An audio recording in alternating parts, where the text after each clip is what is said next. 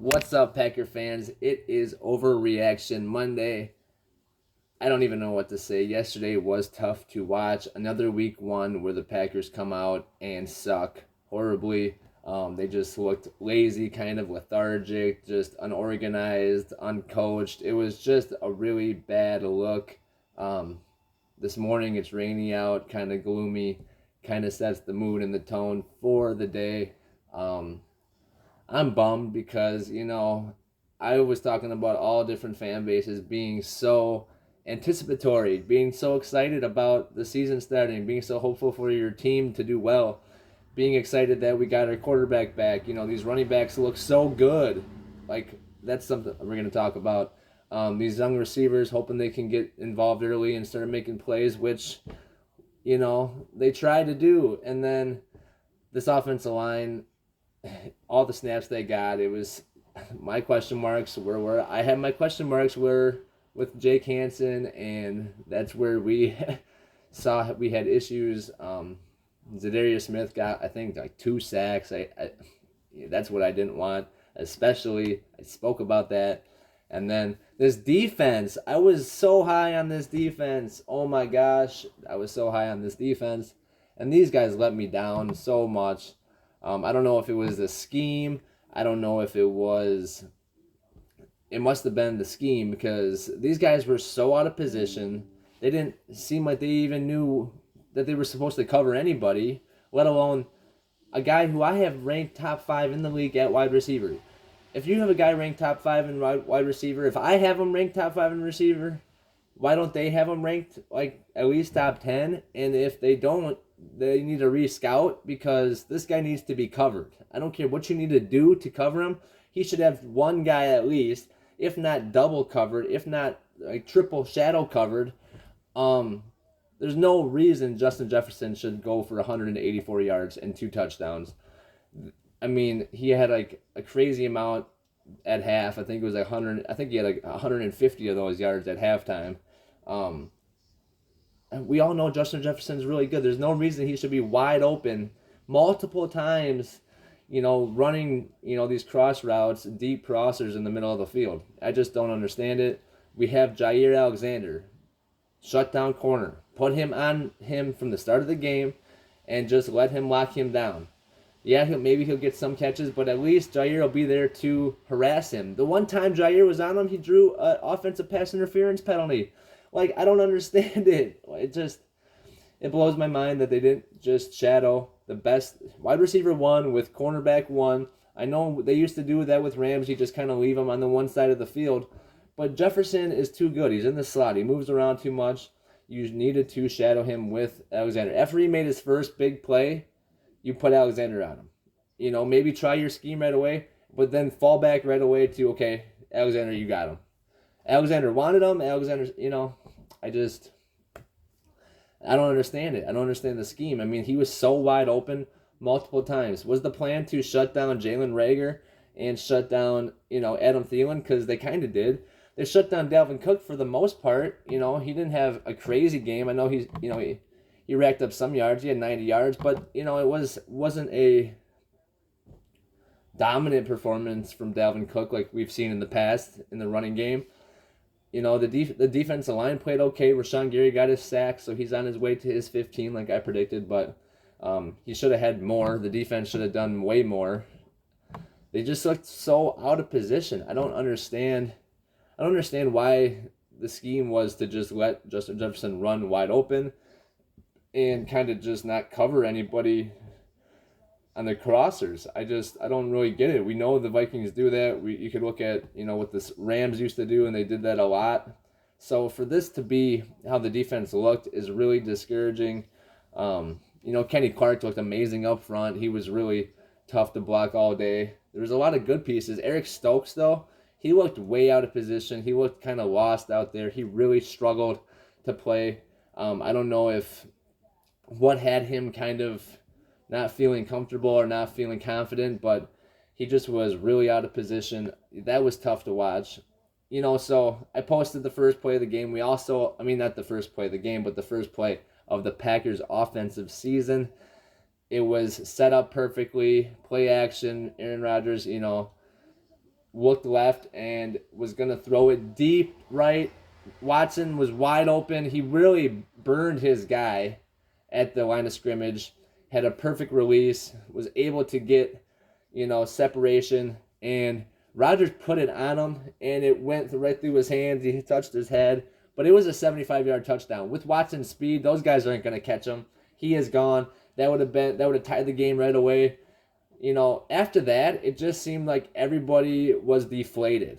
It seemed like everybody lost the excitement about these young guys, and Rodgers lost the trust in Watson. He didn't catch a pass again until the fourth quarter. Didn't even get a target until the fourth quarter. He caught the last play of the game, actually, when Jordan Love came in, which, would have been nice if he would have caught the first play of the pass of the game and the last pass of the game. But just tough to watch because we had so much confidence in Watson. Watson came out and said, I'd catch that pass 99 times or I would have said 100 out of 100, but it's only 99 because I dropped it today. But that's tough. I mean, that really was deflating. Then, the offense couldn't really get going. But Aaron Jones had 5 carries for 49 yards. I don't understand it, or 45 yards, I think, maybe. Yeah, I think Dillon had 49 yards. Or no, Jones did have 5 for 49. So he had almost a 10-yard average. Oh my gosh, it's even more higher than I thought. That is deplorable that they didn't give him the ball more. I cannot believe they didn't give him the ball more. He looked really good running it. From the first play, he first down, I got right away. We started off with Jones running the ball. He looked so good, and with that kind of average, he had a 29-yard long too. So he was really busting it open. 5 carries is not even close, and only 3 receptions. I just don't get it. When you have all these young guys, you have to lean on the guys that can make plays for you. I just don't understand not using Aaron Jones more. A.J. Dillon had 10 carries for 45 yards. I mean, he had a pretty good average as well. Caught some balls out of the backfield. He was actually the leading receiver for the team with 5 catches for 46 yards. That's not acceptable. Romeo Doubs had 4 catches for 37 yards. He actually was the leading receiver for the Packers team, which is kind of what I said he would come in and be already. He already is the leading receiver for the Packers this season. We will mention Devontae Adams, 10 catch, 141-yard, 1 touchdown game in his debut with the Vegas Raiders. However, the Raiders lost to my guy, Justin Herbert, a guy who I've been really high on all offseason, and I think he's going to have a great year. He has already had a really good opening week, and they won, and, he had, good stats as well. So, Packers, Aaron Rodgers was 22 for 34 of 34, 64.7% completion percentage, which is right about average. 195 yards, no touchdowns, and he threw that interception to Harrison Smith when he kind of tried to launch it up on third down to Randall Cobb, who, at Randall Cobb's age, he's not a guy that's going to really make a real crazy play on the ball. He's just, we have Harrison Smith, who played really well. You got to give it up to this Vikings defense. Zadarius Smith, like I said, he got his sacks, which bummed me out completely. I just want to see how many he got total for sure. Oh, they only credited him with 1. I thought he had 2 when he kind of got inside on Jake Hansen and then the initial one, but sometimes they'll give a sack to somebody that was next to him. They kind of both meet there, but the initial guy gets it. I thought they'd maybe give him a half, but still, he only had 1 sack, which makes me feel a little bit better. I thought he had 2, but still, he did make that 4th and 1 stop down on the goal line when we went forward on 4th and 1 that time. It was tough because I think they ended up calling timeout, so it all got readjusted, and the play they were going to run would have been great for what they had set up because it was kind of the Vikings kind of had a different defense set up before the timeout, and then after the timeout they still ran that same play, but they were kind of set up for that run stuff in the middle. I think it would have been nice to fake the run stuff and have Aaron try to run out and have a pass option, try to roll him out. And there's a lot of different plays they could have ran there. It's just after they run up the middle you think Dillon will get a yard, but, they stuffed him and didn't block that backside where Zadarius was able to come around and get his legs. So just tough play. That was another area where that could have been a touchdown too. So we left a lot of points on the field. early, that would have, with Watson's touchdown and with Dillon down there, things would have happened differently if Watson would have scored. But, it just shows that we left a lot of points on the field. We could have went for a field goal and at least made it, whatever the score was. We could have had 3. I think it was 14-3 at that point. But just the Vikings, they had, 4 sacks, forced fumble. Rodgers fumbled on the play that John Runyon Jr. got hurt. They did bring Zach Tom in, which I thought they would. He'd be the first guy in, which is what I said. And this guy can play. He should have started. Jake Hansen struggled from the beginning. John Runyon Jr. was out with a concussion. That's the only reason why Zach Tom came in, really. But, Yash played okay on the left, and Royce Newman played okay on the right side. Josh Myers was pretty good in the middle at center. Not a lot of crazy protection issues, but just kind of bad scheme issues and bad play issues. Romeo Doubs did run a wrong route early on a 3rd down play that kind of forced the Packers to punt. But I think they should have leaned a lot more on this run game with Aaron Jones and A.J. Dillon. That would have been a lot more effective, and less on, trying to pass it deep down the field with these young guys on option routes and things of that nature. Sammy Watkins didn't get too involved in the game, and either did Randall Cobb. We saw their faces after the game, and it told the story. It told everything. So what did they end up with? It was, at the bottom, 3 catches for 18 yards for Sammy Watkins in his debut, and Randall Cobb had 2 catches for 14 yards. Just, even Josiah DeGuara, towards the end of the game, he had some grabs, 2 catches for 28 yards, showed some tenacity. Those Vikings guys were messing around with him. I think Jordan Hicks was holding him down on the ground, and he was pushing him off. But, Robert Tonyan, that was big. I like seeing him. He had a long of 23, 3 catches for 36 yards. He had a big game. Well, not big game, but, big comeback game for him, after the ACL, just getting involved in the offense. But he needed to see more catches. I would have liked to see a little short left, out to the flat on that 4th and 1, where Tonyan kind of goes to the flat. There's 2 receivers left to that side. They both run inside slant routes. You fake kind of that play to the running back, like I said to Dillon, have Rodgers roll out, or just kind of quick hitter to Tonyan if it's open right away. Otherwise, you can roll out and let your guys kind of get open, and you have options to run it or throw it to the slants. Just give your guy more options on that play. It's 4th and 1. You don't want to just run right up the middle and have him get stuffed. That ends everything. You want to keep the play alive. And that's what kind of bummed me out at the end of the game when we had some momentum. We had scored. The defense held. It was 23-7. We needed 2 touchdowns and 2-point conversions. Make it 16 points to tie it. It would have been a lot to ask. It would have been tough to get the onside kick. We might have been able to, get the ball back with the 2-minute warning and our timeouts and things of that nature. But we could have maybe got the ball back. Dalvin Cook ran out of bounds, so we actually did get it back with some time left at the end there. That's when Jordan Love came in. So there would have been opportunity if on 3rd and 1 they didn't pass it, and then 4th and 1 they pass it again. Before they ran it on 4th and 1 at the goal line, this time 3rd and 1, just give it to Dillon. These guys are averaging not 10 yards a carry and 5 yards a carry. Aaron Jones and A.J. Dillon, on 3rd and 1, you pass it. 4th and 1, you pass it. I just don't understand that. Just get the first down. Give it to Dillon on 3rd and 1. Let him get the first down. Because 3rd and 1, they still have the option of passing it. So the defense isn't playing just run. So you give it to Dillon, he'll get you that 1 yard. You got a whole new set of downs. Even giving it to Jones, he's doing 10 yards a clip here. He's going to get the first down. He's got to get 1 yard. I just think not getting the first down there is really a bad situation for them.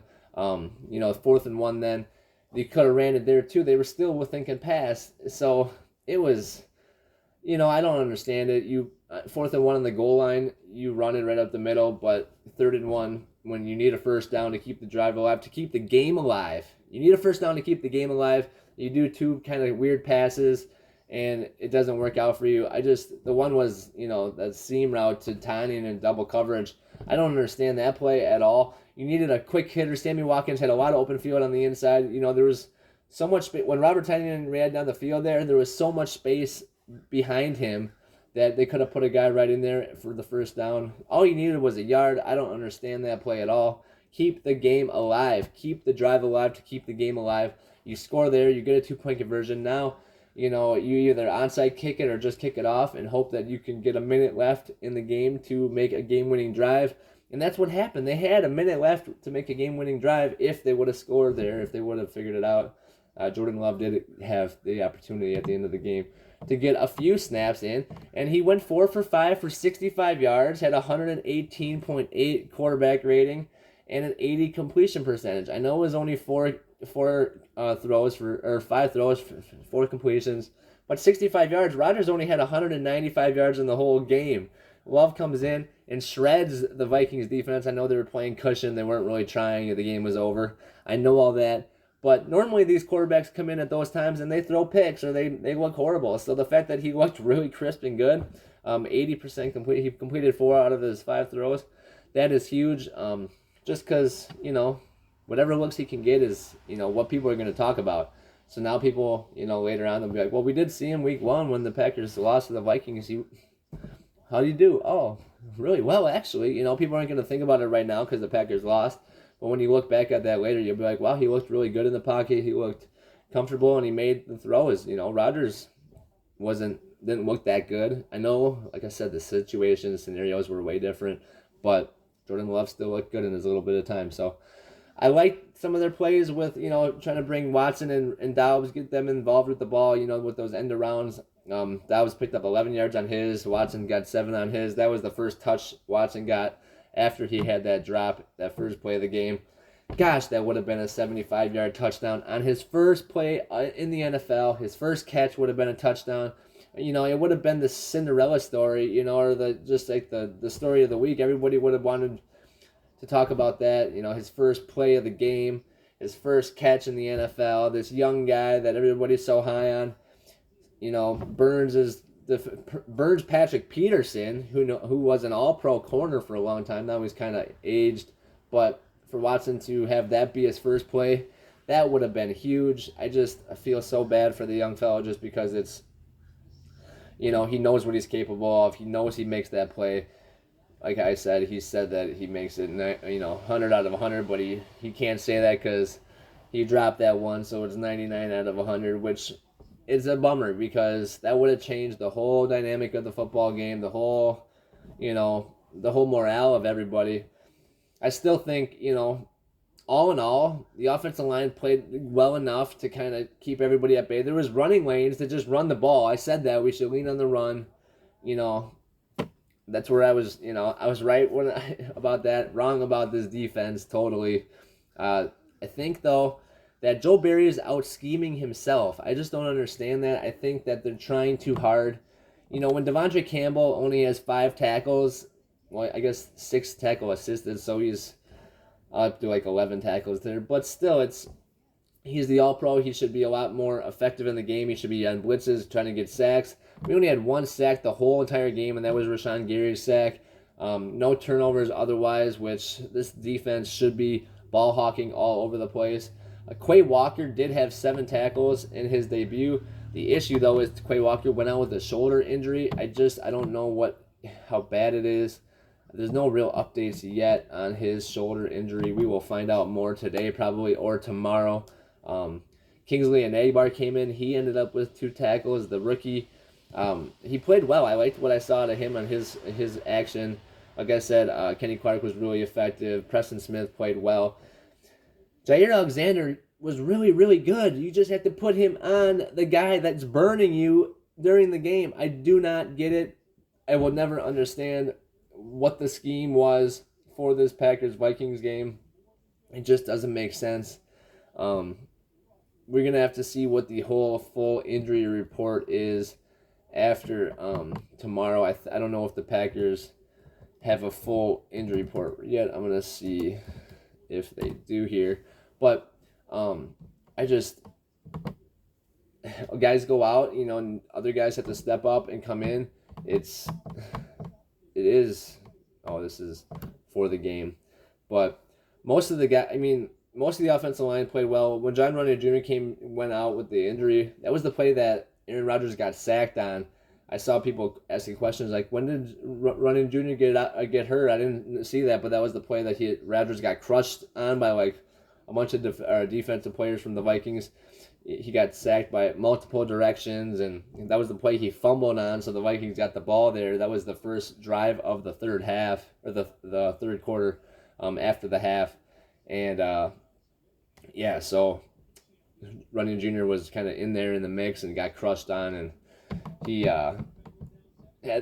was in concussion protocol. I assume he got a concussion. I believe he has a concussion, and so he was out. I know that when Quay Walker went out with a shoulder, I don't know how bad that is. I'm worried about that. I know that Chris Barnes ended up getting injured later on. So our inside linebacker depth has been depleted. If these guys are hurt, I don't hope that they're nothing serious with Quay Walker. He really looked good out there. There was some defensive, but I think it was the scheme that brought these linebackers up close. The commentators were talking about how these linebackers have to get farther back, get more depth, but I think it was a lot of just miscommunication. There's no reason for Jefferson to be so wide open. So, regardless, there should be just a corner shadowing him. I don't understand it. No matter what, there should be somebody at least close. He shouldn't have nobody within 30 yards of him, which is what happened on multiple plays. I just don't get it.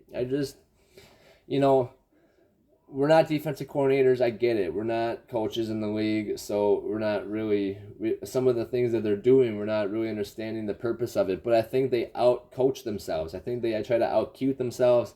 I think they try to over-trick the offense, where they're like putting themselves out of position at this point, trying to be too fancy and trying to like overdo it or try to make them think one thing and do the other thing. But when you have guys that are that talented, I've been saying it all month, you have guys that are that good, you don't need to put them in weird positions. You just need to put them out in the field, let them match up against a guy and dominate their guy.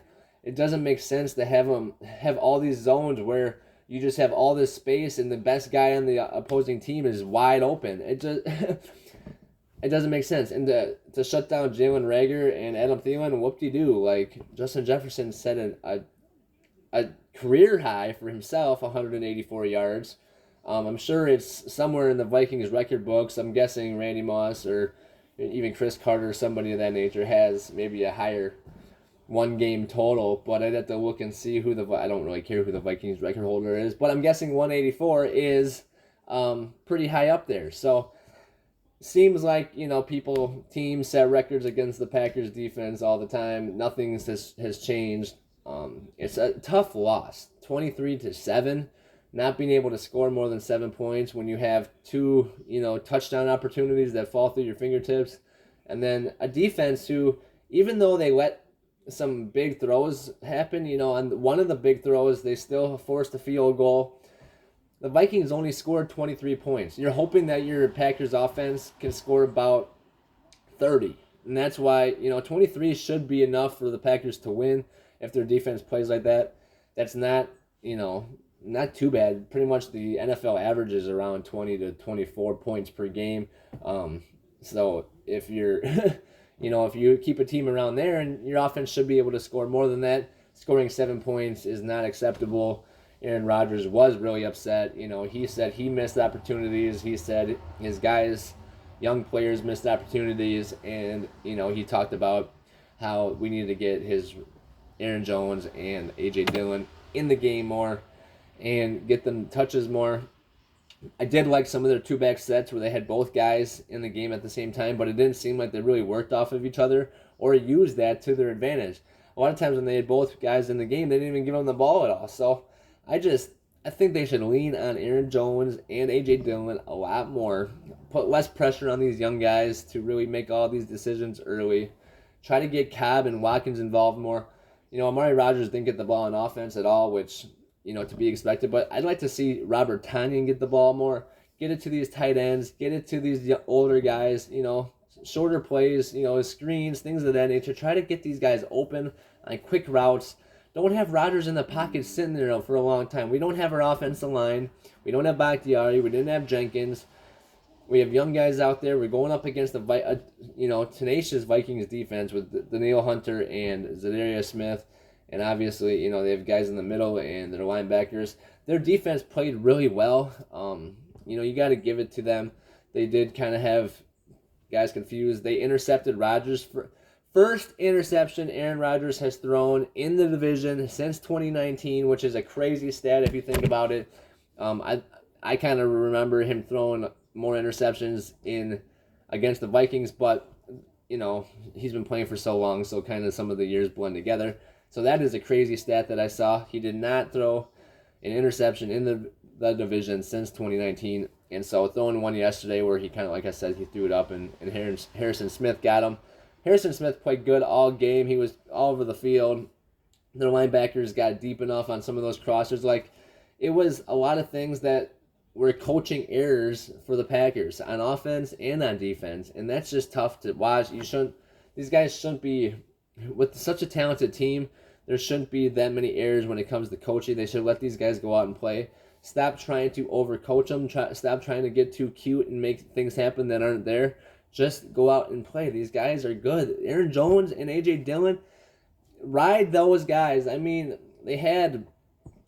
Dillon had like 90 yards on the day combined, and Aaron Jones, he had like 46 yards rushing and like 27 yards receiving, so he was doing pretty well statistically as well. So both of these guys, and their average was good, so ride these guys. I don't understand it. I liked the big play at first to Christian Watson. I thought that was awesome. Get the rookie involved. He was wide open. He's got to make the play, though. There's no excuses for him not making the play. I don't care about anything else, but you have to catch that ball. That was the issue with Marquez Valdes-Scantling. That's why they let him go. That was just, has been the issue with young guys in the past for so long, dropping passes, and for him to drop his first play, it's just tough. It's just, hopefully that's not a sign of things to come this season for him. We saw him catch pretty much everything else that went his way after that. We know he's capable of doing it. It's just hopefully first game, young rookie jitters, and he's going to make up for it in the future. I know he is. It's a bummer they didn't go do any more long shots, go deep after that, really. There wasn't any real deep shots after that. You can see what Watson can do, though. Just a bummer he didn't catch it, because that just really set the tone for this Packers game. After that, it just seemed like Rodgers didn't really trust his guys. Everybody kind of just was a little deflated, like, oh, man, like, we put so much stock in these guys, and now what, like, bummer, like, we can't really trust them right now. Like, this, it just seemed like that's kind of the vibe they got. It seemed like they were kind of lazy on defense, but I think it was really the scheme. Like, I don't know what Joe Barry was doing. How do you not shadow Alexander on Jefferson the whole game? I just don't get it. I don't. Jefferson's too good. Some teams, some teams, you can most definitely just have Alexander play on the left side of the field. For the Bears, for instance, just play him on the left side, shut down the left side, let the other guys go, fill in the gaps, and do it that way. They don't have a number one dominant receiver. I don't know who else we play, really. The Lions, not really. They don't have a dominant guy. You can kind of do that with them. Dallas has a guy, CD. Bills have a guy, Giants don't really have a number one guy. You might not have to do that with them. We play them. The Jets, not really with them. But teams that have a number one, Buccaneers, that's going to be tough. You're going to have to just put them on whoever. I think Godwin's out, but Mike Evans, maybe. He's a little undersized for Evans, but still, you know what I'm saying. You might want to put Douglas on Evans, but, teams that have a number one receiver, you put Jair on him, lock him down. That's what he's there for. That's why you pay Jair. That's what his job is, to shut down the other team's number one. And then you take your other guys and fill in the gaps. For teams that don't have like a true number one, you don't really have to do that. So you can just shut down that side of the field, which really shrinks the field for the offense. And when you play a young quarterback like Justin Fields, you shrink the whole field. You make it one-sided. Now he's forced to just kind of look one side. The defense can kind of go forced to that side, and good things can happen. Things can be forced, and that's how you win games. I don't understand not having Alexander at least shut down Jefferson. Make other guys beat you. That's what Belichick is so good at. He knows who your best option is. He knows who you want to get the ball to. He knows who you're trying to force it to, and he's going to shut that down, make you beat him another way. You know what I mean? So if you have a guy like Justin Jefferson and a guy like Dalvin Cook, he's going to really focus on stopping those two guys. Probably stop Jefferson first because he's the one that can, get deeper and make bigger plays quicker. Dalvin Cook's capable, but he's got to run the ball those ways. Throwing it's a lot faster. You know what I'm saying? So stop Jefferson first, then kind of stop Dalvin Cook, and then let these other guys beat you. Don't let Jefferson smoke you and then just, be torched. I mean, I don't understand it. You start at the top with their best guy, stop him, and then you kind of funnel your way down and kind of try to bottle up the rest of them because the talent's not there with the rest of them, so you should be able to bottle them up easier with, team effort. That's the whole point. I just don't understand the concept of what they were trying to do. Stopping Adam Thielen and stopping, let me see here, stopping Adam Thielen and stopping Jalen Reagor. Yeah, Thielen had 3 catches for 36 yards, and I don't even think they were talking about Irv Smith having a huge season. He had no catches, so interesting there. But yeah, Jalen Reagor didn't even catch a ball. Is that what I'm seeing here? So I thought he did, but he was on punt returns. Oh, he did have that punt return where he pushed the guy off.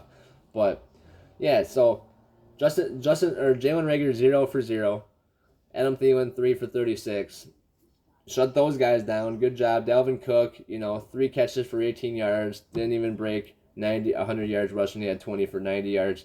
4.5 yard average, which was A.J. Dillon's average. So if you kept giving the ball to A.J. Dillon, he would have kind of knocked out Dalvin Cook. But Justin Jefferson, 9 catches, 184 yards, a 20-yard average, 64-yard long, and 2 touchdowns. That is absolutely unacceptable to have your game plan be stop the rest of the Vikings, but let their best player smoke us, torch us, beat us. I mean, he beat us by himself. He had 14. I mean, you cannot let that happen. I don't get it. I mean, all week I'm talking about how Alexander shut down City. Wide receivers are going to go there to Jair Island and never be heard from again. And they did. When he was on Reagor and when he was on Thielen, they didn't get heard from. But Justin Jefferson was on the backside torching Stokes or torching whoever wasn't. They had 2 safeties covering him. They had Amos on him with Savage kind of shadowing him. I love Amos and I love Savage as safeties. They're not cover corners on a guy, the top 5 receiver in the league like Jefferson. They also had Preston Smith and Quay Walker trying to cover Jefferson. I love Quay Walker. He's not going to cover Justin Jefferson. I love Preston Smith as a pass rusher. They had him outside way too often. I saw it later in the game too. He's 8 years in the league. Let him rush the passer. I know he's pretty athletic, but he's not a pass, he's not a cover guy. He's a pass rusher like Gary. Just keep these guys in position where they're best at. Why are you putting them in spots where... I don't understand it. I don't understand putting Preston Smith on Justin Jefferson but not putting Jair Alexander on him. Well, how does that make sense at all? And I guess it's, Alexander said it's about the team and this is the scheme and it's about the zone concept and all those things. I get it. But you can't let a guy burn you for 184 yards. That's not okay. It's not realistic. It just shouldn't happen like that. And it's a bummer that it did because this Packers team had high hopes, but we went through this last year. I kept saying 35-3 against the Saints. It was 38-3 against the Saints. Jameis Winston threw 5 touchdown passes. Didn't even score a touchdown that week, so at least this time we scored a touchdown. We should have kicked a field goal earlier when we had 4th and 1 from the goal line, but we did not. And so it would have been 10, and we had another chance. We had a chance to score with the Watson. So we should have put up more points, but we still put up more points than we did last year. Like I said, it was just a really tough game. I think things will go a lot differently on Sunday Night Football against the Chicago Bears. Well, I'm gonna do a whole, let's get ready for Sunday Night Football this week. We'll discuss more of the Vikings-Packer game here and there, but we probably should look in, stop looking in the rear view mirror, start looking forward at the Bears.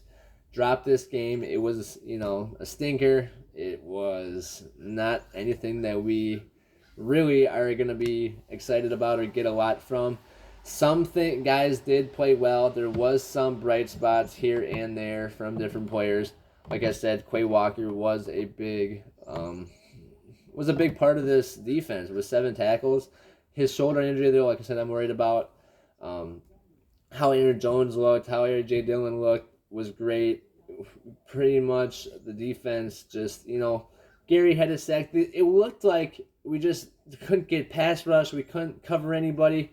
It was like, what is their scheme? What are they trying to be good at? Because they're not doing anything. It was really odd. Like, I get, giving up plays here and there, but every time they tried to do something, they were able to pretty much get whatever they wanted. I know it was 23 points isn't crazy, like I said, but I just don't understand it. Anyway, Romeo Doubs in his first action, 4 catches. Like I said, that's awesome to see. He's just getting involved. He made some good grabs. He did have one where he ran the wrong route. Should have done an out route. He ran kind of an in route, but nonetheless, he looked good.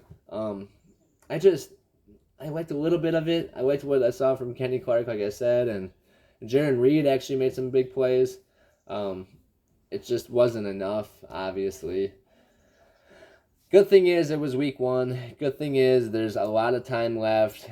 I think, LaFleur will look at this and reevaluate kind of some things. I hope Joe Barry hears enough from people that he should just chat. I mean, you can run a zone concept where you have Jair Alexander play man-to-man. It's not out of the realm of realistic to have him just kind of man-to-man, and if he runs into other people's zones, then fine. He's going to stay on his man. He just has somebody helping shadow. That's not a bad thing. I don't understand it. 4th and 1, early in the game, Justin Jefferson kind of went in motion, came back across the field, and was just wide open. Stokes was late getting there. Didn't understand that. 4th and 1, it's a tough spot. They can run it or throw it. And then right away after that, that's the Watson drop. I just can't have that. He was wide open. He had separation by 5 or 6 yards, went right through his hands. And then the Vikings are up 10-0, and again, a big deep crosser to Jefferson. Like I said, he had 154 yards at the half. Scored a touchdown on that one, so he had 2 touchdowns in the first half. 6 receptions, 158 yards, and 2 touchdowns in the first half, to be exact. Then the third quarter started right away. That's when Packers got the ball. If we could come down the field, score right away on this first drive, make it a little bit of a different game. It still was different because we got the ball back after this moment, but on that sack, like I said, John Running Jr. got injured. Rodgers looked like he could have got hurt on that play too. Then we're down 23-7 in the fourth quarter, and that 4th and 1. Titania, there's so much open field there. You could have even tried to scramble. It just was a dumb play all in all. Matt LaFleur's face said it all. 23-7. Just tough. Yeah, he's saying no excuses. I'm trying to watch it kind of at the same time, you guys can tell, but I just don't understand it. Like I said, we were all so optimistic and hopeful going into this game. We all knew what happened last year, and that's kind of always in the back of our mind. Seems like Packers struggle week 1 most years. And, it's just tough because 8th career game with 0 touchdown passes and at least 1 interception for Aaron Rodgers. So 8th career game. He's been in the season for like 20 years or 18 years now? 19 seasons. So pretty nuts that he's only had 8 games with 0 touchdowns and 1 pick, but that was one of them. So that is I think he had that last year against Tampa. I think that was probably number 7. And so that's a bummer. Not a lot on defense that we could get excited about. Turnovers, sacks. Like I said, Gary got his 1, so he's on his way to 15. If he can get 1 a game, he'll have 17. That would be pretty good. I think he's capable of doing that. But you'd like to see this defensive line get more pressure. I just didn't see enough pressure up front. I didn't see any coverage in the back end. Like I kept saying, they're going to work in cohesion, and these guys are going to be helping each other out with this pass rush and these cover guys. Cover guys didn't cover for even a second. The pass rush took 5 seconds. So that's a horrible match. So just a bummer. Yeah, I'm not going to keep talking in circles. I have been kind of. So I just want to say that I saw some things I liked and I saw a lot that I didn't like. There's a lot of improvement that could be done here. Packers do have a talented team still, and they have a lot that they can do to, change their fate here. I think they do win next week's game, Sunday Night Football at home. They'll be at Lambeau. It will be the Lambeau home opener against the Chicago Bears. Super exciting. I know you guys will be excited for that one. I'll be talking about it all week. So, again, 23-7, Minnesota Vikings beat the Green Bay Packers in a tough Week 1 loss. But, like I said, there are many weeks to come, and we will win some games. Hopefully, bounce back next week. And hopefully, like last year, we can go on a 7-game win streak and be 7-1 by Week 8. That would be huge, but this is a tough schedule. We do go to London. We do have a road stretch that includes the Buffalo Bills and the Detroit Lions. So a lot coming up. This was a big game, but obviously Week 1 does not determine the rest of the season. And it's Monday overreactions and Week 1 overreactions. A lot of crazy stuff happened in the NFL yesterday, and last night with the Cowboys losing, and the Pittsburgh Cincinnati game, and Houston and Colts tying, and Philly and the Detroit game. It was Steelers and the Bengals. A lot of crazy stuff happened yesterday, and hopefully, Packers will be part of more of that in the future. Some crazy close games and hopefully some wins. But for now, they are 0-1 on the 2022 season. Not to overreact about that, but it's always good to get off with a win in the first game. So, all right, guys, thank you for watching. Don't forget to like and subscribe to this video and other videos. So, go Packers. We'll get them next time. Thank you guys for watching, and peace out.